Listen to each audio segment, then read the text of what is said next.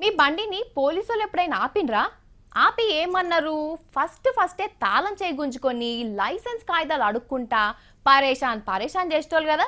కానీ ఇప్పుడు ఎవ్వరం చూస్తే ఈ కథ వేరే తీరుగా మారేటట్టుందబ్బా. ఎందుకో తెలుసా?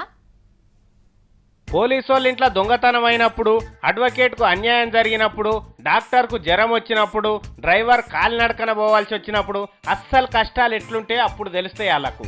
వీళ్ళ కష్టం రానంతసేపు ఏది పట్టించుకోరు. జనం కాలి కూలిపోతున్నా మాకు సంబంధం లేని ముచ్చట్నే అని ఊకుంటారు. అట్లనే మొన్న యాక్సిడెంట్ అయి చచ్చిపోయింది కదా గోపీనాథ్ ముండే అని కేంద్ర మంత్రి. ఆయన కారును ఇంకో కారు వచ్చి టక్కర చేసే వర్కల్లా మంత్రి గారు మరణించిండు. కాబట్టి దేశంలో ఉన్న కార్లన్నీ కరెక్ట్ రూల్స్ తోనే నడవాలి.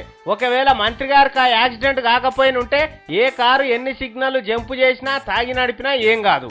ఎంత స్పీడ్గా పోయినా ఎవ్వరికి సంబంధం లేదు. ఇదన్నమాట మన సర్కార్ తీరు.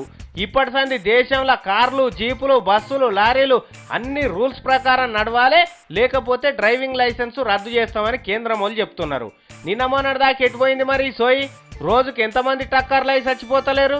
కొన్ని వేల మంది రోడ్ల మీద జీవులు ఇడుస్తున్నారు. ఏదన్నా చేసేది ఉంటే పబ్లిక్ మేలు కోరి చేయాలి గాని ఒక మంత్రి చచ్చిపోయిండు ఇంకో మంత్రికి ఏం కావద్దని చేస్తారు. అందుకే నా మిమ్మల్ని గెలిపించింది. మీ పానం మీదకి వస్తే చట్టాలు కదులుతాయి. ఏం సర్కారులో ఏమోపో.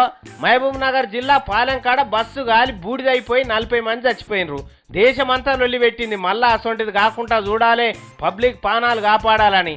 ఆయాల ఇవ్వాలి సప్పుడు చేయలే. ఇవాళ మంత్రి గారు మనకెళ్ళి దూరమైందని చట్టాలు కఠినం చేస్తారు. సరే, సిగ్నల్ జంపు కావద్దు, అది ముమ్మాటికి తప్పే. కానీ సిగ్నల్ల కాడ కావాలుండవలసిన పోలీసు వాళ్ళు ఏం చేస్తున్నారు? చాలాన్ల బుక్ చేతిలో పట్టుకొని చేతికొచ్చిన కాడికి చదువుకుంటున్నారు. అందుకే నిన్న హైదరాబాద్లో ట్రాఫిక్ పోలీసు వాళ్ళని చీరి చింత కట్టిండ్రు జనం. ట్రాఫిక్ను కంట్రోల్ చేయమంటే చాలాన్లు రాస్తున్నారు, తాత అని కొట్టిండ్రు. మారవలసింది చట్టాలు కాదు సారు, మమ్మల్ని ఏలే మీరు మారాలి, మీ అధికారులు మారాలి.